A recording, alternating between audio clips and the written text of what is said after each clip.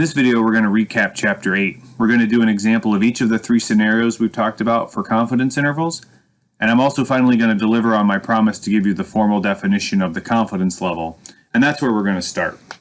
Informally, the level of confidence is how sure you are that your estimate is right.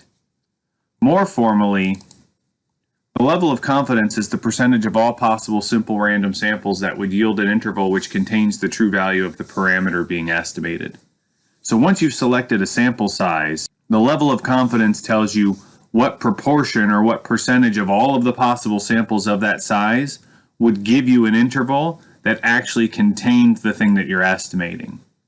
We've talked about how we can do that with probability distributions. We've kind of hinted at this definition, but I never actually presented it in any of the lectures preceding this, so I thought I'd put this out there so that you have the formal definition. The level of confidence tells you what percentage of all possible samples that you could gather would actually give you a correct estimate. Okay, now that we've got that formality out of the way, let's get into reviewing the calculator functions and our interpretations. There are 3 scenarios that we've discussed in this chapter.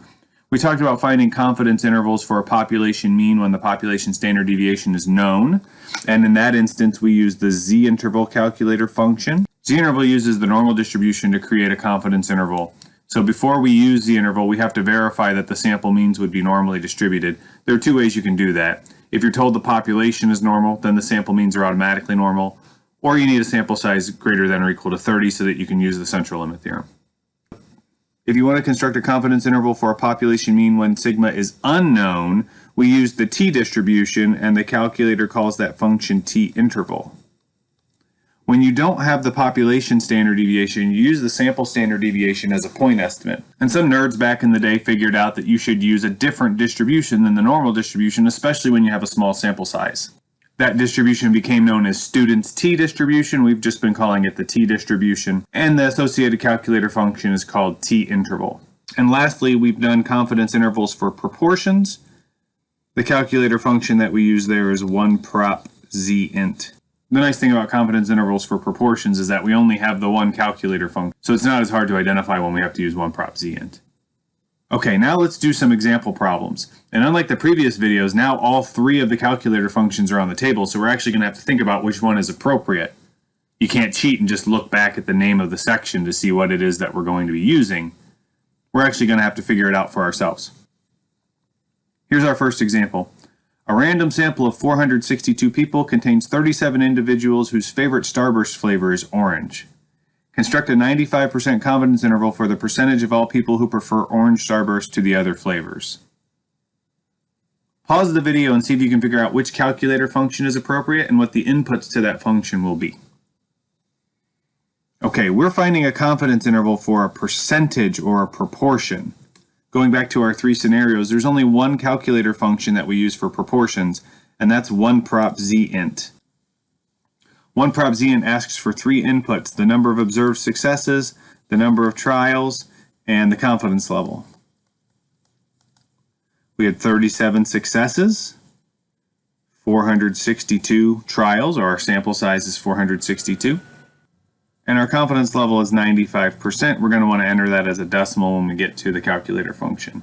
To access 1prop z-int, you press stat, scroll to tests. It's choice A, which we can access by pushing alpha and the key directly below it. We had 37 successes, 462 in our sample, or 462 trials, if you want to think of it as a binomial experiment. A confidence level of 95%, 0.95. And now we calculate. And we get an interval that ranges from about 0.05534 to 0.10484. Now that we have the interval, we need to write up an interpretation that somebody who didn't know statistics very well could understand. So I'd like you to pause the video and see if you can write that interpretation. Okay, we always start by bragging about how sure we are that we're right. We are 95% confident. We have 95% confidence because 95% of all possible samples of size 462 would give us an interval that contains the true proportion that we're trying to estimate here. That's what we just learned from our new nerdy definition. What are we so confident about? Well, let's steal it from the problem. that the percentage of all people who prefer orange Starburst to the other flavors is on our interval. And now we get to this issue that I've talked about a couple of times in the previous video. Because the wording of the problem says percentage, I would convert these to percentages and write between 5.534% and 10.484%, just to avoid the ambiguity of whether or not those decimals were supposed to be percents or not. So a non-negligible segment of the population is completely wrong and likes this disgusting flavor best. Disgusting's not fair, but it's not like the Reds. The Reds are delicious.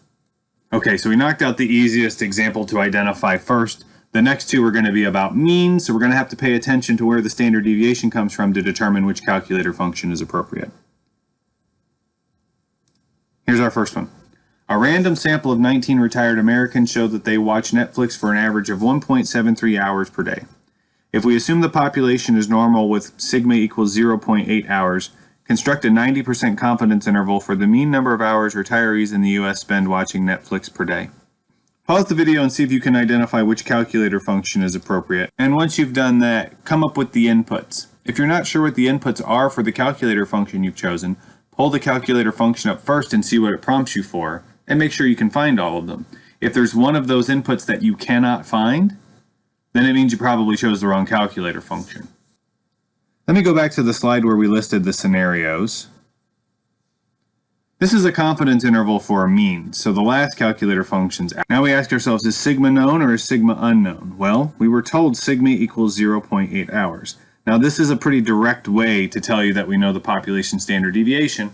Instead, it could have been worded that the population is normal with a population standard deviation of 0.8 hours, using that in words rather than in symbols. But you have to find something that's direct and obvious that we know the population standard deviation. Here we use the notation sigma. That makes this a z-interval problem. Z-interval asks for four inputs: sigma, x bar, n, and the confidence level. Sigma is 0.8. We identified that when we saw that this was a z-interval problem. X bar is the mean of the sample, and we're told that this sample of 19 retired Americans showed that they watched Netflix for an average, a mean, of 1.73 hours per day. So X bar is 1.73. N is 19, that's the sample size. And I know that looks small, but we're told to assume that the population is normal, so we don't need the central limit theorem here. And our confidence level is 90%. To access z-interval, you press stat, scroll to tests, and it's choice 7. You can actually see it on the screen. Make sure you're in stats mode. We don't want to be in data mode because we actually have the statistics to put in there. Sigma was 0.8. X bar was 1.73. N was 19. And we want a confidence level of 90%. Calculate, and we get an interval that ranges from 1.4281 to 2.0319. And now we write our interpretation, starting with our confidence level. We are 90% confident. You take it from here. Pause the video and see if you can write the rest. Okay, at this point I would go back to the problem to see what it was that I'm estimating. We're estimating the mean number of hours retirees in the U.S. spend watching Netflix per day. And we're 90% confident that that mean is between these two bounds. At this point, I usually make some point about writing the units on the end, but we actually already mentioned the units in our interpretation. It would be a little bit redundant to write hours again here. I don't think it's wrong, but it would look funny to me, so I'm just going to end the sentence like this. Okay, one more example to do, and you can probably guess what calculator function we're going to use. But that's only because I told you we were going to do one example of each. I'm the kind of idiot who writes true-false questions and makes them all false because I think it's hilarious. So when you get to the quiz or to the exam, it could be that you don't use one of the calculator functions at all. Make sure you're actually doing the problems and not just assuming that we're going to use each calculator function. Think them through. But here I already gave away that we're using them all exactly once, so this is going to be a t-interval problem. Let's make sure we point out why. A random sample of 25 guests at an amusement park is taken to estimate the mean waiting time for their newest attraction, the Hurl-a-Puker. The sample had a mean of 72 minutes and a standard deviation of 20 minutes. Use these statistics to construct a 95% confidence interval for the mean waiting time for the Hurl-a-Puker. Assume the population is normally distributed. We need that assumption of a normal distribution because the sample size is fairly small. Okay, so we've already said that this is a t-interval problem, but why? Why is this t-interval? T-interval is used when you're constructing a confidence interval for a mean and sigma is unknown.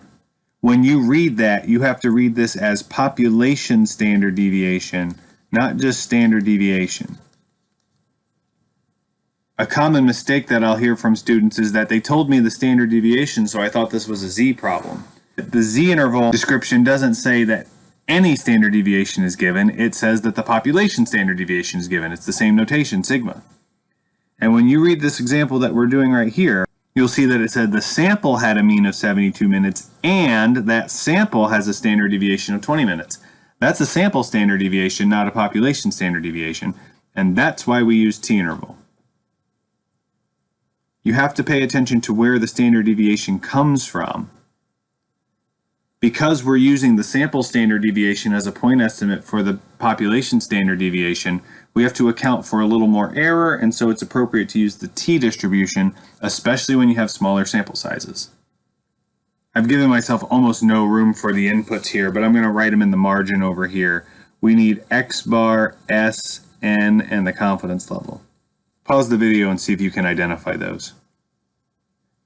X bar is the sample mean, that's 72. S is the sample standard deviation, that's 20. N is the sample size, which is 25. No worries about that sample size because we were told the population is normal. The confidence level here is 95%. T-interval is choice 8 on that screen. If you press stat and scroll to tests, it's choice 8. You can scroll down to see it, or you can just push the 8 key. X bar was 72. S was 20. N was 25. And we want 95% confidence, 0.95. We calculate, and we get this interval that ranges from 63.744 minutes to 80.256 minutes. Take it from here, write us an interpretation. Here's how I write them. I start by saying how sure we are that we're right. We are 95% confident. What is it that we're estimating? Well, let's look back at the problem. We're estimating the mean waiting time for the Hurley-Puker. And what are we so confident about? That mean waiting time is between these two bounds. Note that in this interpretation we have not yet mentioned the units. So here I think it's important to write the units on the end. This is measured in minutes.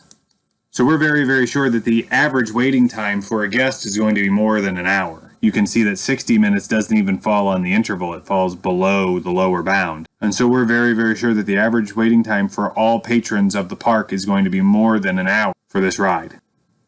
That ends our review of the 3 calculator functions and the interpretations that we write with them. If you have questions about these examples or any examples that you're trying on your own, just get a hold of me.